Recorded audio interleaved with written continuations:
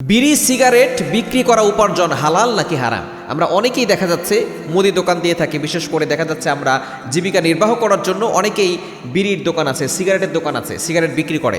তারা মনে করে এটা তো হারাম হবে না, আমাদের উপার্জন তো হালালভাবে আমরা উপার্জন করছি। মনে রাখবেন, যেই জিনিস ইসলামে হারাম করেছে সেই জিনিস বিক্রি করাও কিন্তু হারাম, এটা আমরা অনেকেই জানি না। যেই জিনিস খাওয়া হারাম ওই জিনিস বিক্রি করাও হারাম, যেই জিনিস ব্যবহার করা হারাম ওই জিনিস বিক্রি করাও হারাম, এবং ওই বিক্রি করা হারাম যে টাকাটা আপনি নিচ্ছেন ওই টাকা খাওয়াটাও আপনার জন্য হারাম হয়ে যাবে। আমরা অনেকেই কিন্তু স্মোকিং, এটা কিন্তু আল্লাহ পাক রব্বুল আলামিন স্মোকিং করা অনেকে মাকরু বলেছেন, তবে এটা কিন্তু একটা নেশাজাতীয় দ্রব্য।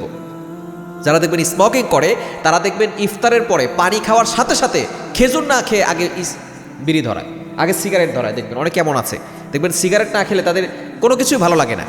তাদের সকালবেলা ফজরের সময় একটা খেতে হয়, আবার ইফতারের পূর্বে খেতে হয়। এই যে একটা নেশা যে চলে আসছে, আল্লাহ পাক রব্বুল আলামিন এই নেশাটাকে হারাম করে দিয়েছেন, যেটা আপনার জন্য শরীরের জন্য ক্ষতিকর এবং নেশা জাতীয়, এটা আল্লাহ পাক রব্বুল আলামিন হারাম করে দিয়েছেন। আল্লাহ তাআলা নিজে বলে দিয়েছেন 7 নম্বর পারার 2 নম্বর পৃষ্ঠার 1 নম্বর লাইন, ইয়া আইয়ুহাল্লাযীনা আমানু ওয়া ইউ হ্যাভ বিলিভার্স, ঈমানদারগণ, ইন্নামাল খামরু ওয়াল মাইসির ওয়াল আনসাব ওয়াল আজলাম রিজসুম মিন আমালিশ শাইতান। আল্লাহ পাক রব্বুল আলামিন এগুলোকে হারাম করে দিয়েছেন। এজন্য আপনি অবশ্যই সতর্ক থাকবেন, কারণ স্মোকিং করার পর আপনি যে মসজিদে যাচ্ছেন নামাজ পড়ার জন্য, আপনার মুখে একটা দুর্গন্ধ হচ্ছে।